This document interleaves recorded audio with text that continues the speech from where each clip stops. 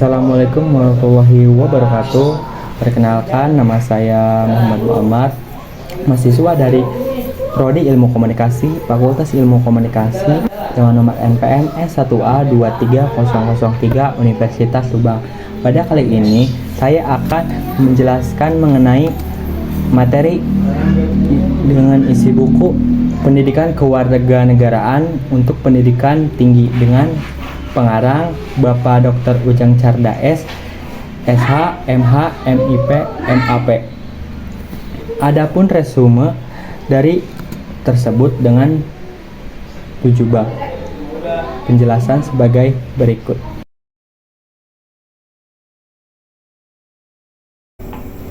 Pada bab 1 itu menjelaskan orientasi terhadap pendidikan kewarganegaraan.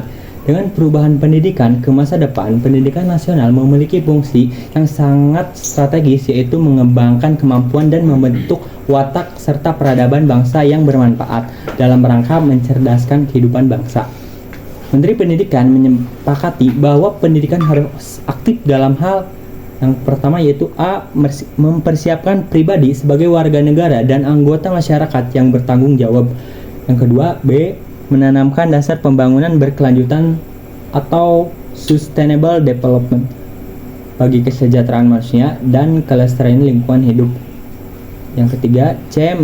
Menyelenggarakan pendidikan yang berorientasi pada penguasaan, pengembangan, dan penyebaran ilmu pengetahuan, teknologi, dan seni demi kepentingan kemanusiaan. Pendidikan nasional yang berakar pada nilai-nilai agama, kebudayaan nasional Indonesia, dan tanggap terhadap tuntutan perubahan zaman. Pada bab kedua, yaitu menjelaskan memahami identitas nasional sebagai karakter bangsa Indonesia. Istilah identitas nasional atau national identity berasal dari kata identitas dan nasional. Menurut Ganeswara, bahwa identitas nasional adalah manifestasi dari nilai-nilai budaya yang berkembang dari ratusan suku yang dihimpun dalam suatu kesatuan Indonesia dan berkembang menjadi kebudayaan nasional dengan acuan Pancasila dan roh Bhinneka Tunggal Ika sebagai dasar dan arah pengembangannya.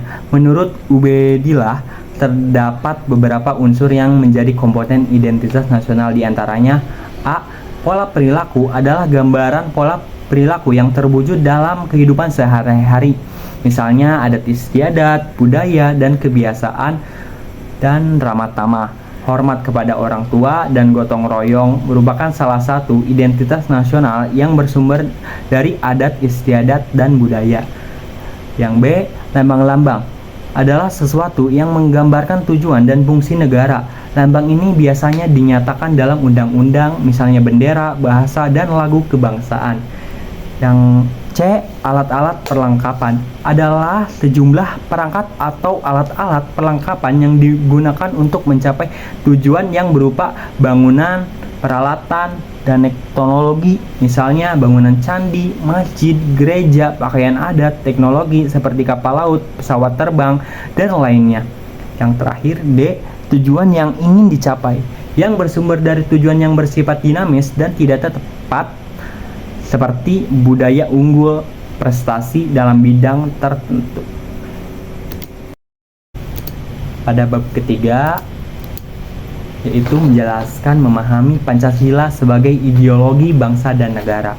Istilah ideologi berasal dari kata idea, yang berarti gagasan, konsep, pengertian dasar, cita-cita, dan logos yang berarti ilmu, dan kata idea berasal dari bahasa Yunani eidos yang berarti bentuk, dan di samping itu ada kata idein yang berarti melihat.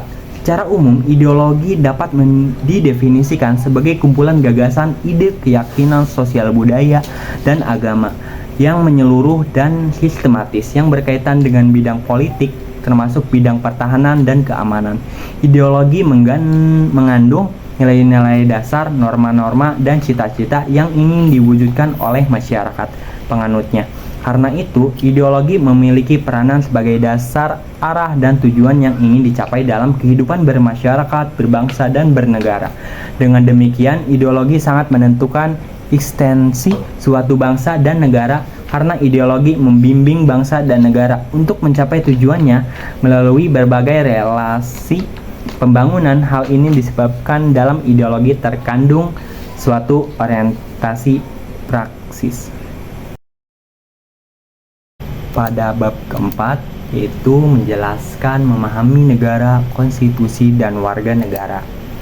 Negara adalah organisasi yang dalam suatu wilayah dapat memaksakan kekuasaannya secara sah terhadap semua golongan kekuasaan lainnya, dan yang dapat menetapkan tujuan-tujuan dari kehidupan bersama itu. Menurut salah satu ahli, C. Humphrey Wadbrook, mengatakan negara adalah sebagai suatu lembaga atau institution atau suatu wadah di mana manusia mencapai tujuan-tujuannya dan dapat melaksanakan kegiatan-kegiatannya. Menurut Roger H. Soltow, tujuan negara adalah memungkinkan rakyatnya berkembang serta menyelenggarakan daya ciptanya sebebas mungkin, atau the first possible development and creative self-expression of its member.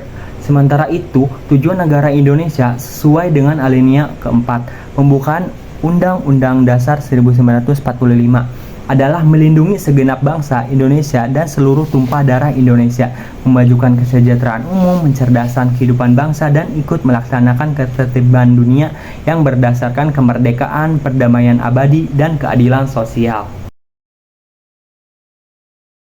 Pada bab kelima, yaitu memahami negara hukum, hak asasi manusia, dan demokrasi. Istilah negara hukum atau Rechtsstaat atau Rule of Law merupakan suatu istilah yang muncul pada abad ke-19.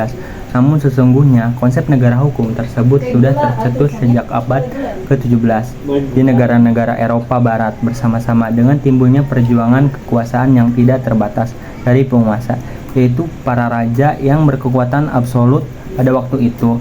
Konsep demokrasi dan hak asasi manusia berkontribusi pada pembentukan prinsip-prinsip negara hukum yang mengharuskan pengakuan normatif dan praktis terhadap prinsip supremasi hukum, yang berarti bahwa hukum adalah pedoman tertinggi untuk menyelesaikan semua masalah.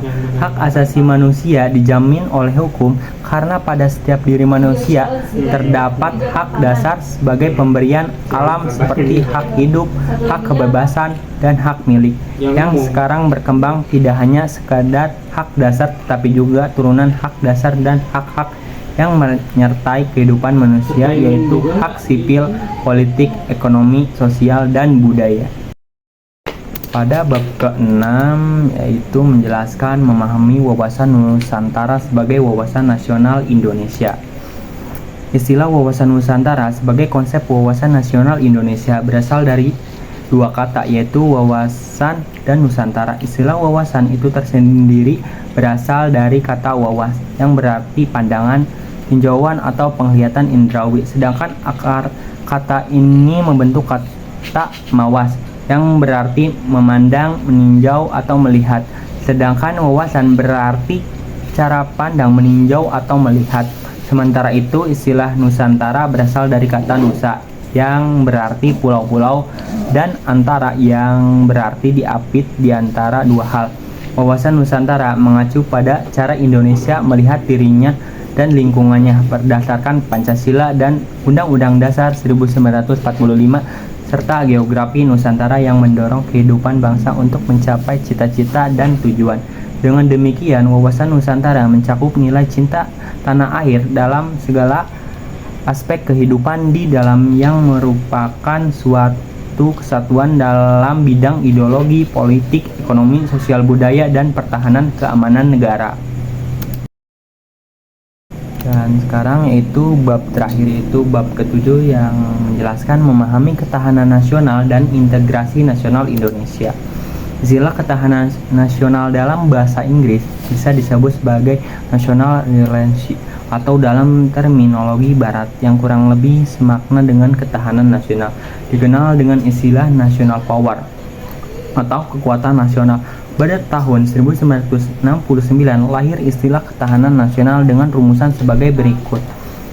Ketahanan nasional adalah keuletan dan daya tahan suatu bangsa, mengandung kemampuan mengembangkan kekuatan nasional yang ditujukan untuk menghadapi segala ancaman yang membahayakan kelangsungan hidup negara dan bangsa Indonesia. Integrasi nasional adalah upaya menyatukan seluruh unsur suatu bangsa dan pemerintah dan wilayahnya. Mengintegrasikan berarti membuat untuk atau menyempurnakan dengan jalan menyatukan unsur-unsur yang semula terpisah-pisah. Mengintegrasikan berarti membuat untuk atau menyempurnakan dengan jalan menyatukan bagian-bagian yang semula terpisah-pisah.